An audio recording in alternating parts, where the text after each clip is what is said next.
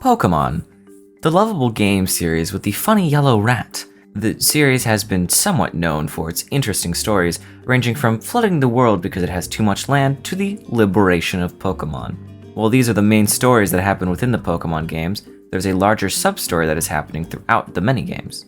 Time travel has been used here and there for Pokémon stories, but there's one story that I personally really wanted to cover that I feel something bigger is just happening with it. Just be aware that this video does contain spoilers of every mainline Pokemon game. That includes Pokemon Scarlet and Violet. So if you have not played those games, you may play those games and then come back to this video so you can hear the timeline and theories about time travel and universe hopping. First, I think it's important to establish a timeline, and also alternate universes alongside those timelines. There are two main universes, Universe A, which has no Mega Evolution, and Universe B, which has Mega Evolution. The reason there are two main universes is because of AZ. He's from X and Y. In Universe A, AZ never fired the ultimate weapon to end the Great War 3,000 years ago. In Universe B, he did fire the ultimate weapon. This is further backed up by Xenia in Omega Ruby Alpha Sapphire, who says, "The existence of another world, which we have long observed to be just like this one, and yet not the same. That's right, a Hoenn region that's almost exactly like this one we live in." This is a heavy reference to how Omega Ruby Alpha Sapphire is just a remake of Ruby and Sapphire, but this one has Mega Evolution and they're different universes, so this makes it canon, which is very troubling. I will also be mentioning important characters here and there, such as AZ and Xenia, but sometimes, just to make it easier, there are characters from the game that pop up later, because there's dimensional hopping and time travel, and things get really confusing really quick. There can also be sub-universes. If a game has a big enough difference from its sister games, I'll make it a sub-universe, such as Universe A-1. It all starts in Universe A with Legends Arceus. I debated whether or not to even include this game, seeing how some don't even consider it a mainline game, but there is a reason I decided to allow it in, and I'll get to that later. 298 years later, in comes Red and Team Rocket, as well as Brendan and May along Team Magma or Aqua. These two games happen simultaneously. While Red becomes the very best there ever was, Brendan or May save the world from Team Magma or Aqua. Both these games occur in Universe A. Due to fighting either Team Magma or Aqua, Ruby and Sapphire split Universe A. Ruby taking place in Universe A-1 and Sapphire in Universe A-2. However, the remakes, Omega Ruby and Alpha Sapphire, happen in Universe B-1 and B-2. Due to those games having Mega Evolution and a completely different ending story. The remaster of Gen 3 Pokémon Emerald introduces a really important character, Annabelle, the owner of the Battle Tower. 3 years pass, and now it's time for Ethan and Chris to stop Team Rocket, as well as Lucas and Dawn to save the world from Team Galactic. Just like Gen 1 and 3 happen at the same time, these two games happen at the same time. Diamond and Pearl also introduce an important character, Officer Looker. While he doesn't do much in the original games, in the remaster of Diamond and Pearl, Pokémon Platinum, Officer Looker has an important role to the plot. He helps the player capture members of Team Galactic. While the Gen 4 remakes do not cause any universe-altering issues, the same cannot be said for Heart Gold Soul Silver. In these games, Chris is replaced by Lyra, an all-new female protagonist. These two also battle Giovanni, stopping him from rejoining Team Rocket. A whopping 12 years later, it's Hilbert's and Hilda's turn to take Team Plasma down. After the player defeats Team Plasma, Officer Looker will be at their home disguised as their mom. He asks the player to capture the Plasma Sages, as some of them escaped. After helping, Officer Looker goes looking for N, but mysteriously disappears. Black and White split Universe A in two, one being Universe A-3, where Iris is the Dragon Gym Leader, and the other being A-4, where Drayden is the Dragon-type Gym Leader. The Black and White games also introduced the Battle Subway bosses, the twins, Ingo and Emmett. 2 years pass and Iris is now champion. Sharon is now a gym leader and Bianca is the assistant to Professor Juniper. Nate or Rosa, alongside Hugh, take on Neo Team Plasma, who has added a brilliant scientist named Colress to their team. At the same time, Kaleem or Serena are taking on Team Flare with the help of their friends. Gen 5 Part 2 and Gen 6 happen at the exact same time. Gen 5 takes place in Universe A-3 or A-4, whilst Gen 6 takes place in Universe B, with the introduction of Mega Evolutions. In the post-game of X and Y, the player can help Officer Looker take down Team Flare. After doing so, he leaves the region and heads to Alola. Since the events of X and Y, 2 years have passed. Team Flare was put out, and now it's time for Elio or Celine to take down Team Skull. Sorry, no, the Aether Foundation. The player will find Officer Looker along with his superior Annabelle, asking for help to capture the Ultra Beasts. The player will also meet a character named Nanu, the Dark-type gym leader who used to work for the International Police. Sun and Moon take place in Universe B. The remasters of Sun and Moon throw everything into a loop. Ultra Sun and Ultra Moon take place in Universe C-1 and C-2. Elio or Celine have to face Rainbow Rocket, an organization from another dimension here to destroy this one. After you defeat them, the leader of Rainbow Rocket, Giovanni, disappears, saying he wonders which world to conquer next. Back in Universe A, after an unknown amount of time, after the defeat of Team Plasma, Victor and Gloria have to stop Chairman Rose from destroying Galar with the Darkest Day. After succeeding, there really isn't much more to do other than beat up two rich white guys and listen to Toby Fox music at the Battle Tower. These two games can also be split into two universes as well, Universe A-5 and A-6 for the different gym leaders. Still in what I believe to be in Universe A, Florian or Juliana take on the Paldea region, exploring its vast lands and shutting down the gang known as Team Star. Scarlet and Violet split Universe A again into A-7 and A-8, accounting for story differences in school. After becoming champion, rebuilding Team Star, and saving a dying dog, the player and the three friends go to Area 0 to meet either Professor Toro or Professor Sada. I'll just be calling them the Professor, seeing how the stories play out the same way. The Professor has actually been an AI this entire game, and the Paradox Pokémon come from a time machine the original Professor created. The AI asks you to destroy the time machine, fearing the Paradox Pokémon would destroy Paldea's ecosystem and the region itself. After doing so, the Professor realizes that they are keeping the time machine functioning by staying alive.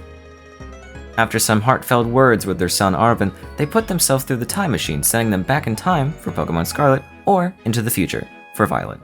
And that, my dear viewers, is where the current timeline and universe things end. It is quite a lot. I think we need an intermission. Let's start with some time travel shenanigans, shall we? The first ever instance of time travel in a Pokemon game was actually in Generation 1 and 2. A scientist named Bill who can be found in Ecruteak City, where he teaches the player about a time capsule he invented. Bill is obsessed with Pokemon, and even calls himself a Pokemaniac. Bill is the one who created the storage system and is trying to find a new way to store Pokemon, which he then created, basically, a time machine. The time capsule he created would allow the player to send their Gen 2 Pokemon to Gen 1, essentially sending your Pokemon back in time, seeing how the events in Johto take place 3 years after the events in Kanto. In Heart Gold and Soul Silver, the player can do an event with Celebi.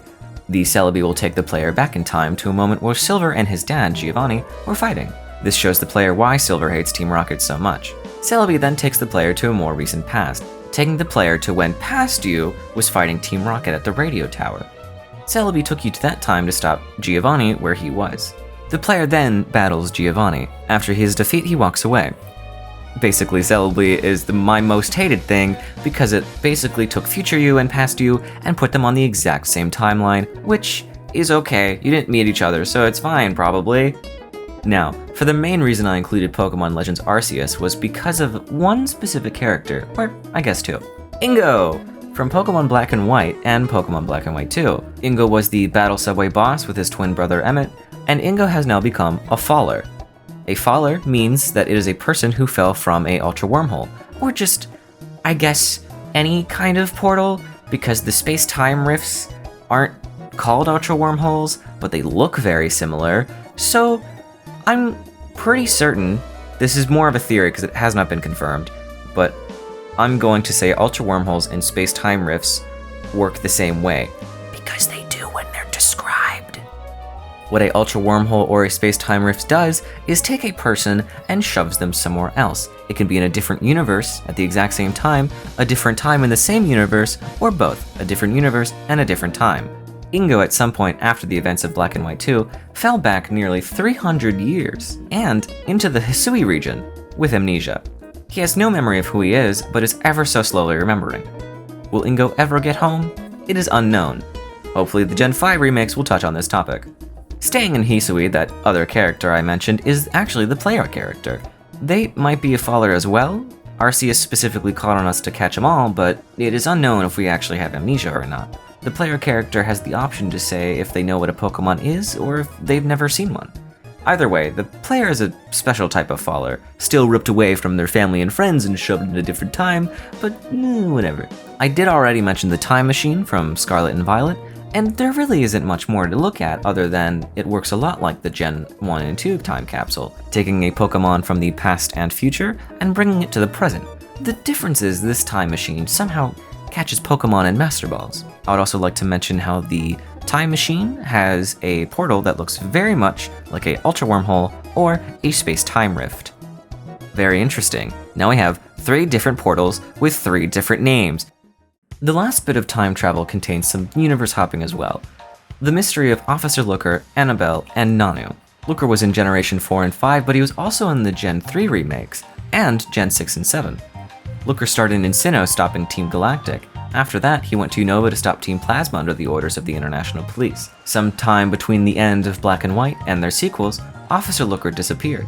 I find it strange he isn't in Black and White too, even though he was chasing after N. He seemed pretty determined to end Team Plasma for good. I believe Officer Looker fell through an ultra wormhole of sorts, through space and time, into Omega Ruby and Alpha Sapphire. The player can find him there washed up on the shore with amnesia, just like Ingo and the player character from Arceus. Looker just hopped from Universe A to Universe B, the universe with Mega Evolution. This explains why Officer Looker has not been seen in Galar or Paldea. Throughout the years, Looker regains his memory and goes back to the International Police, which also happens to exist in this universe. Looker meets a man named Nanu, who becomes his superior officer. 10 years before the events of Sun and Moon, the International Police make a new task force to investigate events happening at Alola. They are to investigate Ultra Wormholes and Ultra Beasts.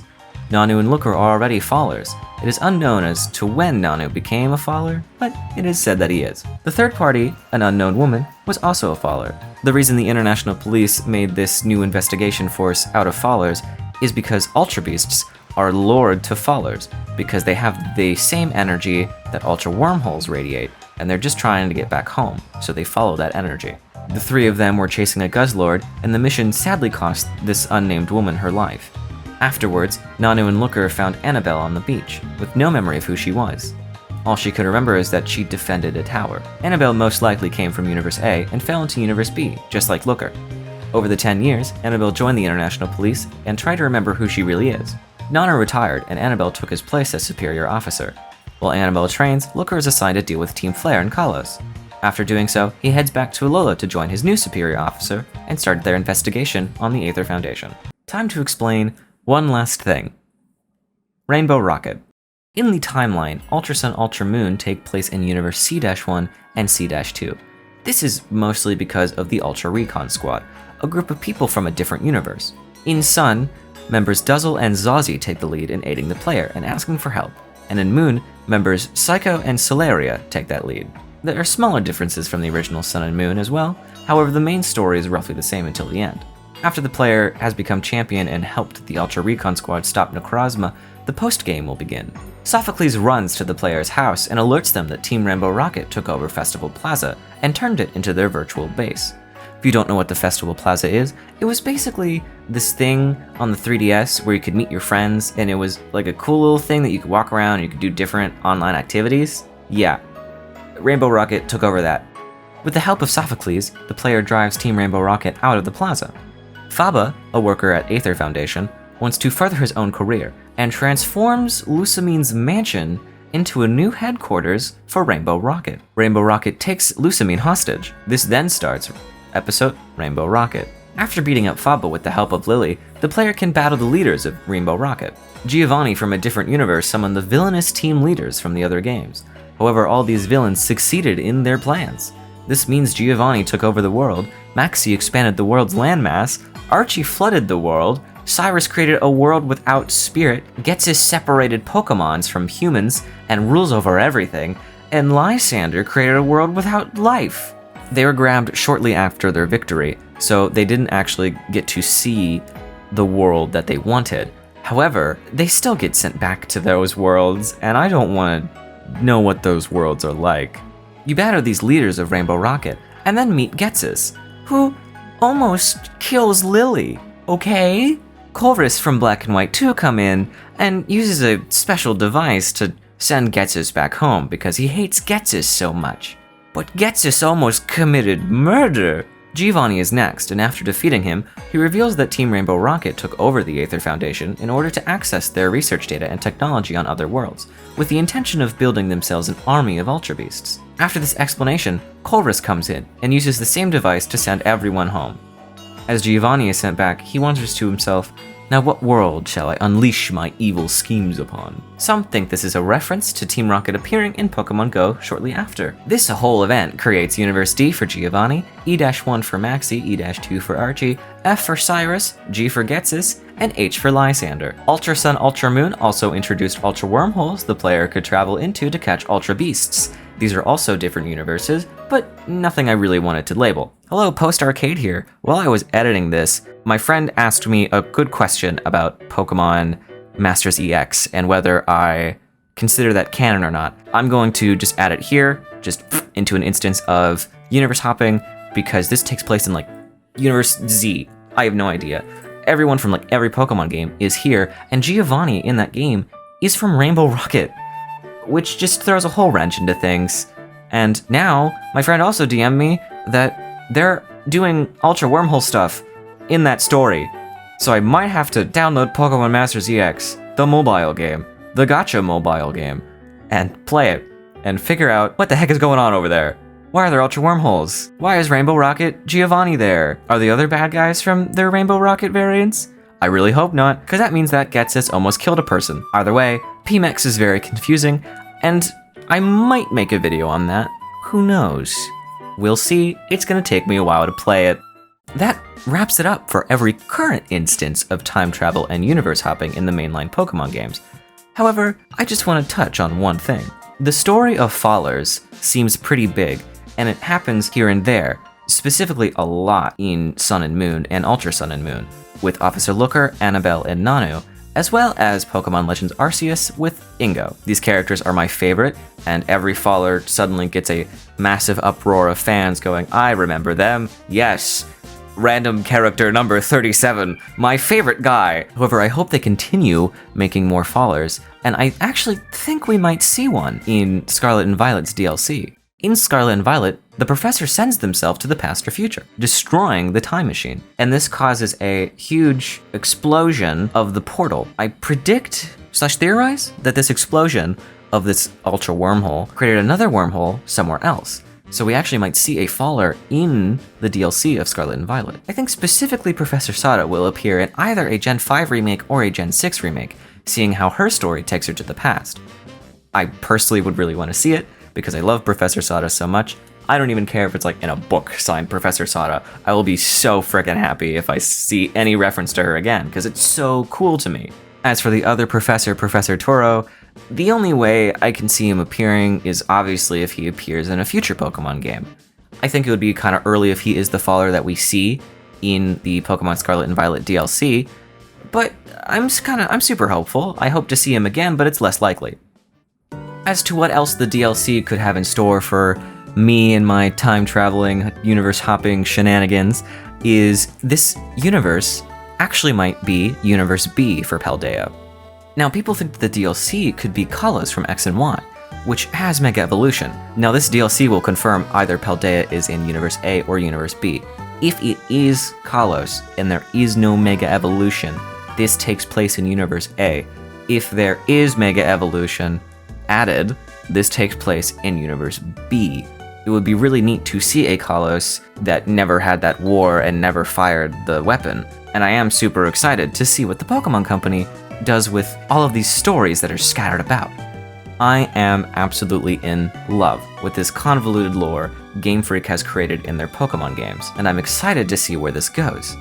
Sadly, it is a story that they are telling very slowly through each game, so it might take a while for more references and information on Fallers as a whole.